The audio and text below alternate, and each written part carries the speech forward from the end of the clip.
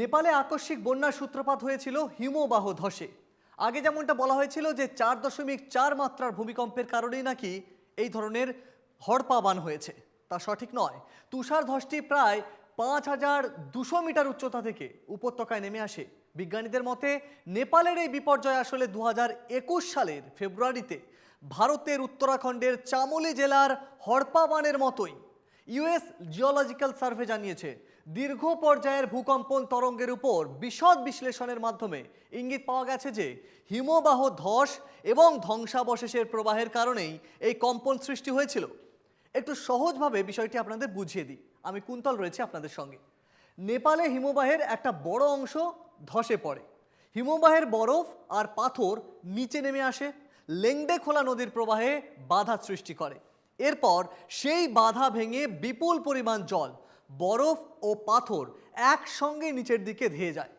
ফলে কয়েক মিনিটের মধ্যেই ভয়াবহ ফ্ল্যাশ ফ্লাড তৈরি হয়। ভোটেকোশি নদী থেকে হড়পা বানের সেই কাদা জল মুহূর্তে গিলে ফেলে নেপালের গ্রামের পর গ্রাম। এখন প্রশ্ন থাকতে পারে, এত উন্নত প্রযুক্তি সত্ত্বেও চীন, ভারত কিংবা আমেরিকার কোনো প্রযুক্তি এই ধরনের বিপর্যয়ের আগাম বার্তা দিতে পারল না কেন? হিমবাহ ঠিক কখন ভেঙে পড়বে তা বলা সম্ভব নয়, এমনটাই জানাচ্ছেন বিশেষজ্ঞরা, কারণ এই ধরনের প্রযুক্তি এখনও বের হয়নি। কিন্তু একবার ধস শুরু হলে হিমবাহে সেটা কয়েক মিনিটের মধ্যে শনাক্ত করে নিচের জনপদকে সতর্ক করা সম্ভব প্রযুক্তির মাধ্যমে। আর একটা গুরুত্বপূর্ণ বিষয় হলো, নেপালে বর্ষাকালে অতিবৃষ্টি এবং ভূমিধসের ঝুঁকি আগে থেকেই বেশি। তবে 26শে অগাস্টের এই নির্দিষ্ট বিপর্যয়ে প্রাথমিক তদন্তে হিমবাহ ধসকেই প্রধান কারণ হিসেবে ধরা হচ্ছে। বিশেষজ্ঞরা আরও বলছেন, হিমালয়ের তাপমাত্রা বৃদ্ধি ও হিমবাহ দ্রুত গলে পাতলা হয়ে যাওয়া এই ধরনের হিমবাহ ধসের ঝুঁকি বাড়াতে পারে। অর্থাৎ ভবিষ্যতের জন্য এখনও অপেক্ষা করছে অশনি সংকেত। ভারতীয় মহাকাশ গবেষণা সংস্থা বা ইসরোর প্রকাশিত উপগ্রহ চিত্রে নেপালের তুষার ধস বা ভূমি ধসের থার্মাল ইমেজ ধরা পড়েছে। সেখানে স্পষ্ট দেখা যাচ্ছে হিমবাহের 2/3 বিচ্ছিন্ন হয়ে ধসে পড়ছিল। ইসরোর ন্যাশনাল রিমোট সেন্সিং সেন্টার বা এনআরএসসির প্রাথমিক বিশ্লেষণে দেখা গেছে নেপাল তিব্বত সীমান্তের কাছে ত্রিশূলী নদীর সংলগ্ন একটি হিমবাহের উপরিভাগে ব্যাপক পরিবর্তন হয়েছে। ধারণা করা হচ্ছে এখান থেকেই বন্যার জলের উৎপত্তি হয়েছিল, অর্থাৎ এই হড়পা বান ধেয়ে গেছিল। এনআরএসসির শেয়ার করা আগে ও পরের ছবিগুলোতে এই পরিবর্তন স্পষ্টভাবে দেখা গেছে, বিশেষ করে ছবির ডান দিকে যেখানে হিমবাহটি অবস্থিত।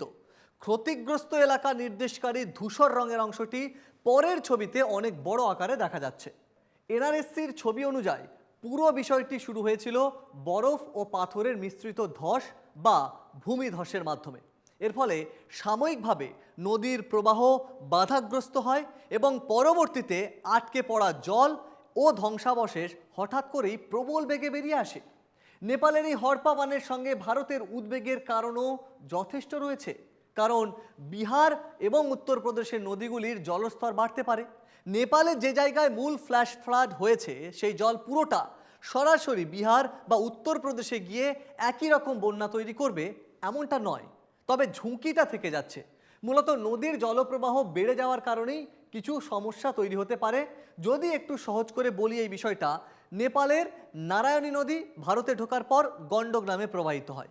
এই নদী উত্তরপ্রদেশের মহারাজগঞ্জ এবং কুশীনগর হয়ে বিহারে ঢোকে। ফলে নেপালের পাহাড়ি এলাকায় অতিরিক্ত জল নামলে তার প্রবাহ নিচের দিকে পড়তে পারে। বিহারের কোশি, বাগমতি, কমলার মতো নদীগুলো নেপাল থেকে জল নিয়ে আসে। ফলে উত্তর বিহারের এই নদী তীরবর্তী 9টি জেলাকে সতর্ক করা হয়েছে। আর উত্তরপ্রদেশের ক্ষেত্রে মূল উদ্বেগ হচ্ছে গণ্ডক, ঘাঘরা ও রাপ্তি নদী অববাহিকা।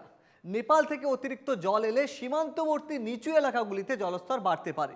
বিশেষজ্ঞরা বলছেন, নেপালের এই বিপর্যয়টি আসলে সমগ্র হিমালয় অঞ্চলের উদ্বেগের কারণ। এখনকার ভঙ্গুর পার্বত্য বাস্তুতন্ত্র, খাড়া ঢাল এবং বিশাল হিমবাহ এমন এক পরিস্থিতির সৃষ্টি করে যেখানে একের পর এক প্রাকৃতিক দুর্যোগের ঘটনা ঘটতে পারে। ভূমিকম্প, ভূমিধস, হিমবাহ ধসে পড়া এবং আকস্মিক বন্যার মতো ঘটনাগুলো একে অপরের সঙ্গে যুক্ত, যার ফলে এই ধরনের দুর্যোগের পূর্বাভাস দেওয়া এবং পরবর্তী পদক্ষেপ গ্রহণ করা অত্যন্ত কঠিন হয়ে পড়ে। নেপালের যে অঞ্চলে তুষারধস থেকে হড়পাবান হয়েছে সেই উৎপত্তি স্থল ভারতের সীমান্ত থেকে মাত্র 200 কিলোমিটারের বেশি দূরে অবস্থিত। তাই ভারত এ যাত্রায় কিছুটা রেহাই পেয়েছে ঠিকই, কিন্তু এর সবচেয়ে মারাত্মক প্রভাব পড়েছে নেপাল ও তিব্বতের ক্ষতিগ্রস্ত নদী অববাহিকাগুলোর মধ্যেই। এই আবহে নেপালের প্রাক্তন বিদেশ মন্ত্রীর একটি মন্তব্য বেশ তাৎপর্যপূর্ণ। তার মতে, হিমালয়ে যা গলে তাই সমুদ্রের জলস্তর বাড়িয়ে তোলে। চীন, নেপাল, ভারত এবং ভুটান পরিবেশগতভাবে একে অপরের সঙ্গে যুক্ত। তাই সকলের যৌথ অস্তিত্ব এবং ভবিষ্যৎ হিমালয়ের পরিবেশ রক্ষার উপর নির্ভর করছে। প্রাথমিক প্রযুক্তিগত রিপোর্ট অনুযায়ী এই যে 26শে অগাস্ট সকাল 9টা 5 মিনিট নাগাদ কর্তৃপক্ষ জানতে পারে যে তিব্বত দিক থেকে বড় জলের ঢেউ ভোটেকোশিতে ঢুকেছে। পরে সেই ভোটেকোশি হয়েই ত্রিশূল এবং তারপর নারায়ণীতে পৌঁছয় সেই জলের তোড়। এই ভোটেকোশি শব্দের আক্ষরিক অর্থই হলো তিব্বত থেকে আসা নদী বা তিব্বতী নদী। নেপালি ভাষায় তিব্বতকে ভোট বলা হয়, আর কোশি একটি নদীর নাম যার অর্থ হচ্ছে নদী বা প্রবাহ।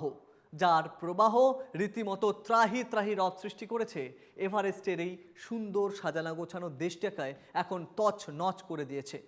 গৌতম বুদ্ধের এই দেশে এখন কি পরিস্থিতি এবং সেখানকার মানুষগুলো কতটা বিপদের মধ্যে রয়েছে তা সহজে অনুমান করা যায়।